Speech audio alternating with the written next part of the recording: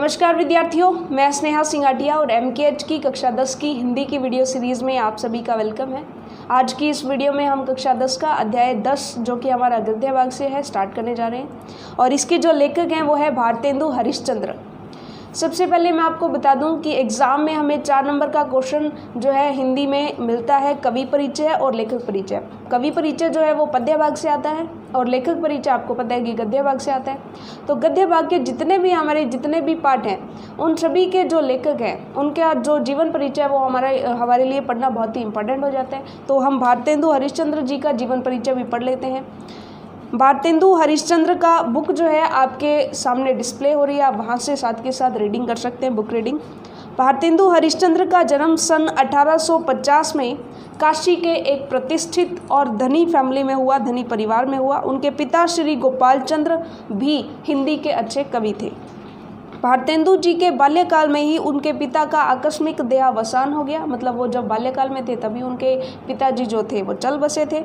वे उस विपुल संपत्ति के एकमात्र उत्तराधिकारी रह गए थे। विपुल संपत्ति मतलब जो काव्य रचना की या जो कवि की जो संपत्ति होती है, लेखन की जो संपत्ति होती है, उन्होंने अपनी संपत्ति लोक सेवा और साहित्य सेवा के कार्यों में लगा दी।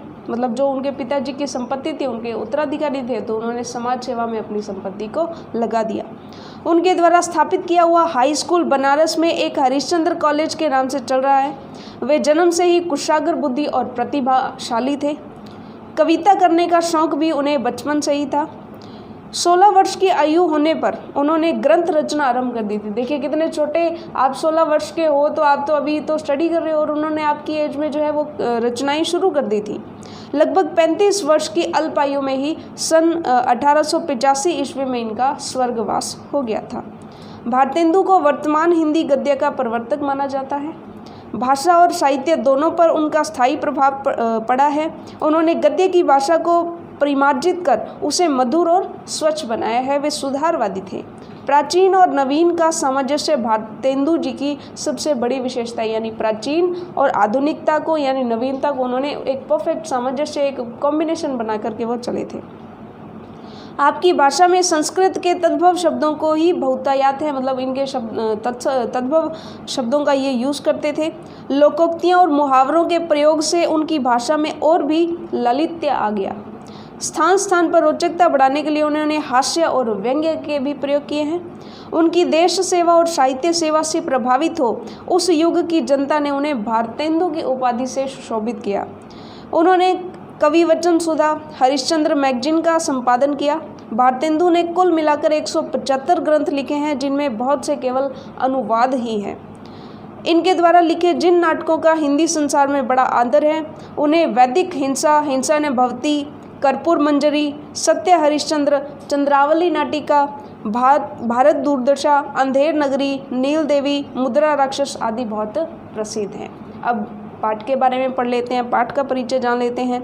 प्रस्तुत निबंध, यानी जो पाठ है हमारा वो एक निबंध है। भारतेंदु जी की विनोद प्रिय प्रवृत्ति का प्रतिनिधि उदाहरण है। इसमें उन्होंने तत्कालीन समाज का एक व्यंग्यपूर्ण चित्र अपनी हास्य व्यंग्यात्मक शैली में प्रस्तुत किया है। संसार में प्रत्येक मनुष्य अपने यश के लिए क्या क्या प्रयत्न करता है, वह अपना नाम अमर करने के लिए किस प्रकार ललायित रहता है, यही इस पाठ का वर्ण्य विषय है। यानी वो अलग अलग मतलब समाज के अंदर व्यक्ति किस तरह की गतिविधियाँ करते हैं उसको हास्य और व्यंग्यात्मक शैली के अंदर इन्होंने लिखा है। आपको भी पाठ पढ़ने में बहुत ही मज़ा आएगा। समाज धर्मांधता और स्वार्थपरता और अंग्रेजी शासन की अत्याचारपूर्ण नीति से किस प्रकार जर्जरित हो गया था तथा शिक्षा के पवित्र क्षेत्र में भी लोग क्या सोचते थे, इन बातों का व्यंग्य में चित्र यहाँ प्रस्तुत किया गया है। अब देखिए कि शिक्षा के पवित्र, यानी शिक्षा एक बहुत ही पवित्र क्षेत्र है और वहाँ मतलब जो अध्यापक हैं या जो स्कूल टीचर्स हैं मतलब वो क्या सोचते थे उसका भी यहाँ पर व्यंग्य में चित्रण जो है वो किया गया है। तो एक अद्भुत अपूर्ण स्वप्न, ये इनकी रचना का नाम है। आज रात्रि को प्रयोग पर जाते ही अचानक आंख लग गई, यानी जैसे मैं बेड पर गया वैसे ही मेरी जो है वो आंख लग गई। सोते मैं सोचता क्या हूँ कि इस चलायमान शरीर का कुछ ठिकाना नहीं, यानी सोने के बाद मैं क्या सोच रहा हूँ कि इस चलायमान शरीर का कोई भी ठिकाना नहीं है। इस संसार में नाम स्थिर रखने की कोई युक्ति निकल आवे तो अच्छा है, क्योंकि यहाँ की रीत देख मुझे पूरा विश्वास होता है कि इस चपल जीवन का क्षण भर भी भरोसा जो है वो नहीं है। ऐसा कहा भी है, श्वास श्वास पर हरि भजो, वृथा श्वास मत खोए, न जाने या श्वास को आवन होए न होए। यानी अब सांस लिया और अगला जो सांस है वो आए या ना आए, इसका कोई भी भरोसा नहीं है। इसलिए हर सांस, जितने भी सांस आप ले पा रहे हो, हर सांस में हमें हरि का भजन गाना चाहिए, यानी भगवान का ध्यान करना चाहिए। देखो समय सागर में एक दिन सब संसार अवश्य मग्न हो जाएगा, कालवश शशि सूर्य भी नष्ट हो जाएंगे। आकाश में तारे भी कुछ काल पीछे दृष्टि न आवेंगे, केवल कीर्ति कमल संसार सरोवर में रहे व न रहे, और सब तो एक तप्त तवे की बूंद हुए बैठे हैं। यानी तपते तवे पर जब बूंद डालते हैं तो कैसे वो ख़त्म होती जाती है, यानी वो भाप बन करके उड़ जाती है, उसी तरह से उसने अपनी ज़िंदगी को बताया है। इससे तुम बहुत काल तक सोच समझ प्रथम यह विचार आया कि कोई देवालय बनाकर छोड़ जाऊं, परंतु थोड़ी ही देर में समझ में आ गया कि इन दिनों की सभ्यता के अनुसार इससे बड़ी मूर्खता नहीं। और यह तो मुझे भली भांति मालूम है कि यही अंग्रेजी शिक्षा रही तो मंदिर की ओर मुख फेर कर कोई भी नहीं दिखेगा। तो उसने सोचा कि क्यों ना मैं एक मंदिर का निर्माण कर दूं। तो फिर उसने सोचा कि अगर ये अंग्रेजी शासन रहा तो फिर मंदिर तो कोई जाएगा ही नहीं। इस कारण विचार का परित्याग करना पड़ा। फिर पढ़े पढ़े पुस्तक रचने की सूझी। फिर उसने सोचा कि मैं पुस्तकें रचता हूँ। उसके दिमाग में ये आ रहा था कि कुछ ऐसा करूँ कि मैं अमर हो जाऊँ। परंतु इस विचार में बड़े कांटे निकले, क्योंकि बनाने की देर न होगी कि कीट, यानी अगर पुस्तक लिखेंगे तो कीट क्रिकेट काट कर आधी से अधिक निकल जाएंगे। यश के स्थान पर शुद्ध अपयश प्राप्त होगा। यानी यश की इच्छा कर रहे हैं और ऐसा अगर क्रिकेट नाम के कीट ने अगर उस पुस्तक को काट खाया तो अपयश प्राप्त होगा। जब देखा कि अब टूटे फूटे विचारों से काम नहीं चलेगा, तब लाडली नींद को 2 रात पड़ोसियों के घर भेज आंख बंद कर शंभू की सी समाधि लगा गया। यहाँ तक कि 61वां 51 वर्ष उसी ध्यान में बीत गए। अंत को एक मित्र के बल से अति उत्तम बात की पूंछ हाथ में पड़ गई। स्वप्न ही में प्रभात होते ही पाठशाला बनाने का विचार दृढ़ किया। यानी सपने में बहुत विचार किया और फाइनली ये डिक्लेयर किया उसने कि क्यों ना एक पाठशाला बनाई जाए। परंतु जब थैली में हाथ डाला तो केवल 11 गाड़ी की मोहरें निकली। यानी 11 गाड़ी के मोहरें, यानी धन से वो कर रहा है कि जब जेब में हाथ डाला यानी अपनी जेब को टटोला तो इतना धन उसे वहाँ मिला। आप जानते हैं कि इतने में मेरी अपूर्व पाठशाला का एक कोना भी नहीं बन सकता था। यानी इतने कम धन में तो कुछ भी नहीं बन सकता था। निदान अपने इष्ट मित्रों की भी सहायता लेनी पड़ी। ईश्वर को कोटि कोटि धन्यवाद देता हूँ जिसने हमारी ऐसी सुनी। यदि ईंटों के ढोर मुहर चुनवा लेते तब भी तो 10-5 रेल रुपए और खर्च पड़ते। होते होते सब हरि कृपा से बनकर ठीक हुआ। इसमें व्यय हुआ वह तो मुझे स्मरण नहीं है, परंतु इतना अपने मुंशी से मैंने सुना था कि 1 का अंक और 387 शून्य अकेले पानी में पड़े थे। बनने को तो एक क्षण में सब बन गया था, परंतु उसके जोड़ने में पूरे 25 वर्ष लगे। जब हमारी अपूर्व पाठशाला बनकर ठीक हुई, उसी दिन हमने हिमालय की कंदराओं में से खोज कर अनेक उदंड पंडित बुलवाए, जिनकी संख्या 0.5 से अधिक नहीं है।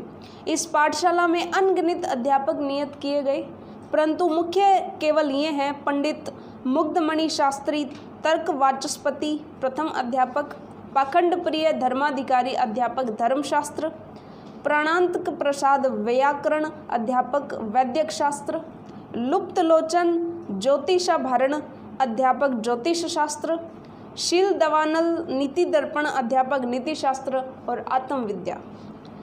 इन पूर्वोक्त पंडितों के आ जाने पर अर्धरात्रि गए पाठशाला खोलने बैठे। इस समय सब इष्ट मित्रों के सम्मुख उस परमेश्वर को कोटि धन्यवाद दिया जो संसार को बनाकर क्षण भर में नष्ट कर देता है, और जिसने विद्या, शील, बल के सिवाय मान, मूर्खता, परद्रोह, परनिंदा आदि परम गुणों से इस संसार को विभूषित किया है। हम कोटि धन्यवाद पूर्वक आज इस सभा के सम्मुख अपने स्वार्थरत चित्त की प्रशंसा करते हैं, जिसके प्रभाव से ऐसे उत्तम विद्यालय की नींव पड़ी। उस ईश्वर को ही अंगीकार था कि हमारा इस पृथ्वी पर कुछ नाम रहे, नहीं तो जब द्रव्य की खोज में डूबते डूबते बचे तब कौन जानता था कि हमारी कपोल कल्पना सत्य हो जाएगी। परंतु ईश्वर के अनुग्रह से हमारे सब संकट दूर हुए और अंत समय हमारी अभिलाषा पूर्ण हुई। हम अपने इष्ट मित्रों की सहायता को भी न भूलेंगे कि जिनकी कृपा से इतना द्रव्य हाथ आया कि पाठशाला का सब खर्च चल गया और 10-5 पीढ़ी तक हमारी संतान के लिए बचा रहा। हमारे पुत्र परिवार के लोग चैन से हाथ पर हाथ धरे बैठे रहे। हे सज्जनों, यह तुम्हारी कृपा का विस्तार है कि तन मन से आप इस धर्म कार्य में प्रवृत्त हुए। नहीं, मैं 2 हाथ पैर वाला बेचारा मनुष्य, आगे कौन कीड़ा था जो ऐसे दुष्कर कर्म को कर लेता। यह तो घर की केवल मुंचे ही मुंचे थी। कुछ में कुछ गंगाजल काम अपनी कृपा से भली भांति हो गया। मैं आज के दिन को नित्यता का प्रथम दिन मानता हूँ, जो औरों के अनेक साधन से भी मिलना दुर्लभ है।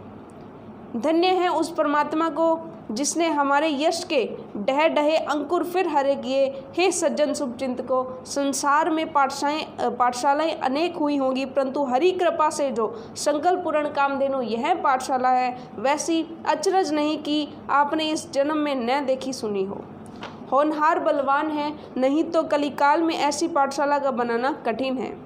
देखिए, यह हम लोगों के भाग्य का उदय है कि ये महामुनि मगधमणि शास्त्री बिना प्रयास हाथ लगे, जिनको सतयुग के आदि में इंद्र अपनी पाठशाला के निमित्त समुद्र और वन जंगलों में खोजता फिरा। अंत को हार मान बृहस्पति को रखना पड़ा।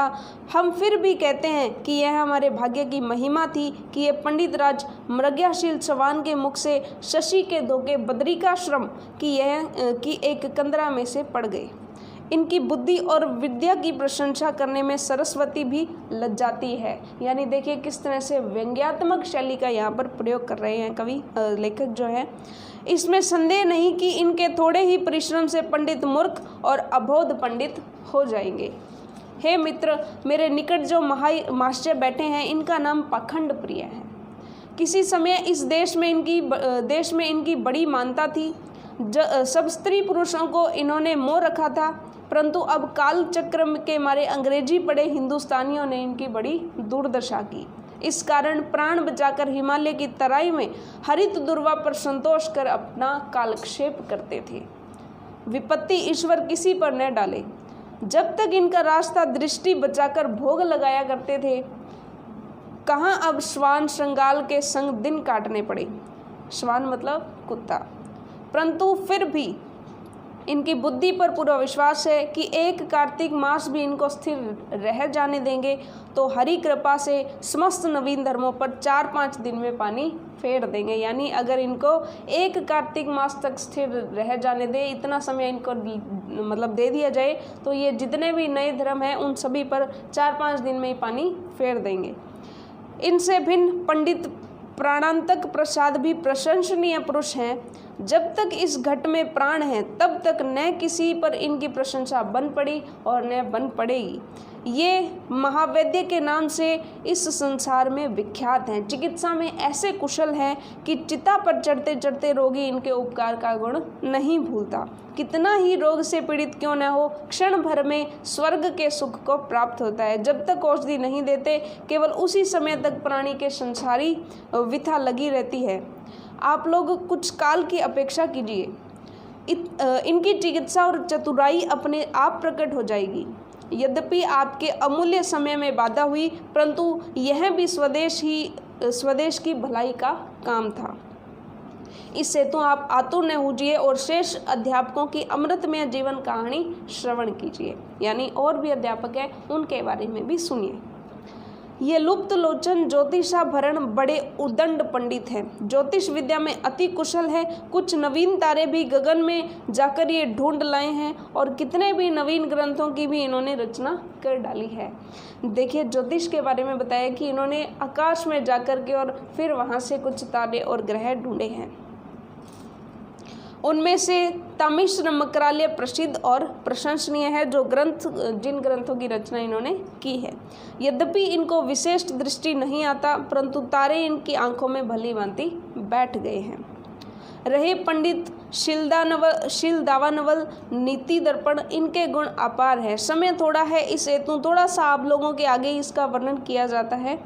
ये महायश बाल ब्रह्मचारी हैं, अपनी आयु भर नीति शास्त्र पढ़ते पढ़ाते रहे हैं। इनसे नीति तो बहुत से महात्माओं ने पढ़ी थी, परंतु वेणु, बाणासुर, रावण, दुर्योधन, शिशुपाल, कंस आदि इनके मुख्य शिष्य थे। और अब भी कोई कठिन काम आकर पड़ता है तो अंग्रेजी न्यायकर्ता भी इन्हीं की अनुमति लेकर के आगे बढ़ते हैं। हम अपने भाग्य की कहाँ तक सराहना करें, ऐसा तो संयोग इस संसार में परम दुर्लभ है। अब आप सब सज्जनों से यही प्रार्थना है कि आप अपने लड़कों को भेजें और व्यय आदि की कुछ चिंता न करें, क्योंकि प्रथम तो हम किसी अध्यापक को मासिक देंगे ही नहीं, और दिया भी तो अभी 10-5 वर्ष पीछे देखा जाएगा। यदि आपको भोजन की श्रद्धा हुई तो भोजन का बंधन बांध देंगे, नहीं यह नियत कर देंगे जो पाठशाला संबंधी द्रव्य हो उसका वे सब मिलाकर नाश लिया करें। तो इस तरह से ये समाज के बारे में बताया गया। अलग अलग जो पंडित है वो वास्तव में कोई अध्यापक नहीं है, लेकिन अलग अलग समाज में अलग अलग जिस तरह के लोग हैं उन्हीं के जो है वो चरित्र अलग अलग बना करके और इसमें कैरेक्टर जो है वो डिफाइन किए गए हैं। अब इसके प्रश्नोत्तर कर लेते हैं। वस्तुनिष्ठ प्रश्न है। पहला प्रश्न है, भारतेंदु हरिश्चंद्र, आपके सामने जो है वो क्वेश्चन आंसर्स की स्लाइड्स जो है वो रिप्रेजेंट हो रही हैं। भारतेंदु हरिश्चंद्र का जन्म स्थान है, पहला ऑप्शन है काशी, दूसरा है पटना, तीसरा है जयपुर और चौथा है जलमपुर। तो आपने जो हमने लेखक का जो जीवन परिचय जाना था उसके अंदर हमने स्पष्ट देखा था कि भारतेंदु हरिश्चंद्र का जन्म काशी में हुआ। तो इसका क्या ऑप्शन आएगा? दूसरा है पर्यक का शब्दार्थ है। उन्होंने बोला कि मैं जैसे ही पर्यक पर गया वैसे ही मुझे नींद आ गई, वैसे ही मेरी आंख लग गई, ये वर्डिंग थी। तो यहाँ पर ऑप्शन पहला है पलंग, ख है कुर्सी, ग है पाठशाला और घ है देवालय यानी मंदिर। तो इसका साफ स्पष्ट पता लग रहा है कि इसका क्या ऑप्शन होगा? पलंग। प्रश्न तीसरा है अति लघुतरात्मक प्रश्नों में पहला है ये, लेखक के मन में प्रथम विचार क्या आया? तो लेखक के मन में सबसे पहले क्या विचार आया था? तो उसने सोचा था कि जो संसार है वो नाशवान है, तो क्यों ना कुछ ऐसी चीज़ का निर्माण किया जाए जिससे मैं स्थायी और स्मरणीय बन जाऊं, यानी मुझे हमेशा याद किया जाए। तो लेखक के मन में प्रथम विचार आया कि संसार नाशवान है, इसमें अपने नाम को स्थायी और स्मरणीय बनाने के लिए कोई ना कोई उपाय करना चाहिए। अगला प्रश्न है, उद्दंड पंडित कहाँ से बुलवाए गए? अब आपको पता है कि उद्दंड पंडित जो है वो हिमालय की कंदराओं से खोज कर बुलाई गई। अब ऐसे उद्दंड पंडित सीधे सीधे तो मिलेंगे नहीं, उनको खोज करके बुलाना पड़ेगा। ज्योतिष विद्या में कुशल पंडित का क्या नाम था? ज्योतिष विद्या में जो कुशल पंडित था उसका नाम था लुप्तलोचन ज्योतिषाभारण। लघुतरात्मक प्रश्नों में पहला प्रश्न है, लेखक ने देवालय बनाने का विचार क्यों त्याग दिया, यानी उसने मंदिर बनाने का विचार क्यों त्याग दिया था? तो आपको पता है कि उसने देखा कि अंग्रेजी शिक्षा प्रचलित है भारतीय समाज में, तो धीरे धीरे जैसे अंग्रेजी शिक्षा हावी होगी तो मंदिरों की तरफ तो कोई देखेगा ही नहीं। तो आप उत्तर में क्या लिखेंगे? लेखक ने देखा कि भारतीय समाज में अंग्रेजी शिक्षा प्रचलित है, इसके उत्तरोत्तर बढ़ने की ही संभावना है, यानी अंग्रेजी शिक्षा ही आगे धीरे धीरे चलेगी। और आप देख रहे हैं कि तब से आज तक जो है अंग्रेजी शिक्षा किस तरह से हावी हो रही है। यदि इसकी वृद्धि जारी रहेगी तो समाज में ऐसे लोगों की बड़ी संख्या होगी जिनकी रुचि मंदिर जाने की होगी ही नहीं, और कोई मंदिर की ओर मुंह उठाकर देखेगा भी नहीं। तो यह सोचकर लेखक ने देवालय यानी मंदिर बनाने का विचार जो है वो त्याग दिया। अगला प्रश्न है, पुस्तक लेखन के विचार पर लेखक क्यों सहम गया? तो उसने बुक में व्यंग्यात्मक रूप से लिखा था कि कीट जो है वो पुस्तक को खाकर खत्म कर देगा, लेकिन वास्तव में क्रिकेट वर्ड जो है वो आलोचकों के लिए प्रयुक्त हुआ था। तो देखिए आप इसका उत्तर क्या लिखेंगे कि पुस्तक लिखने का विचार लेखक ने किया, परंतु इसमें उसको बड़ी बाधा प्रतीत हुई।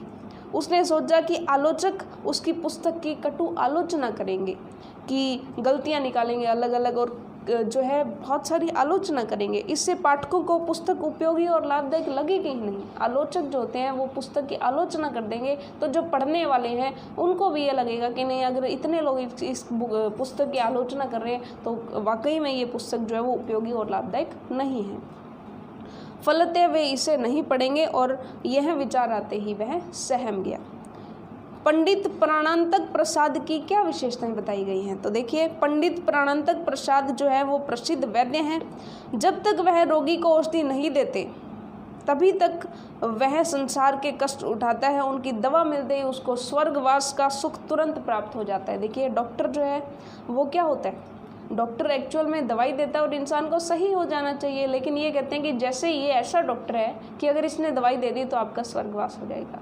अगर जब तक आपने इसकी दवाई नहीं ली तब तक आप बिल्कुल सही से जीवन व्यतीत कर सकते हैं। यानी और चिता पर चढ़ते समय भी वह उनके उपकार नहीं भूलता है कि हाँ भाई, इस पंडित ने दवाई दी थी और देखिए आज उनकी वजह से इतना बड़ा मतलब ओहदा हमें मिलने जा रहा है, हम चिता पर बैठने जा रहे हैं। अगला निबंधात्मक प्रश्न है, सप्रमाण सिद्ध कीजिए कि भारतेंदु जी ने इस निबंध में तत्कालीन समाज का चित्र व्यंग्य के माध्यम से प्रस्तुत किया है। वैसे तो सारी का सारा जो है वो व्यंग्यपूर्ण शैली से ही है, लेकिन हम अलग अलग एग्जाम्पल्स ले लेके और इसमें प्रस्तुत करेंगे कि जो भारतेंदु जी है उन्होंने तत्कालीन मतलब उस समय का जो समाज है उसको व्यंग्य रूप में प्रस्तुत किया है।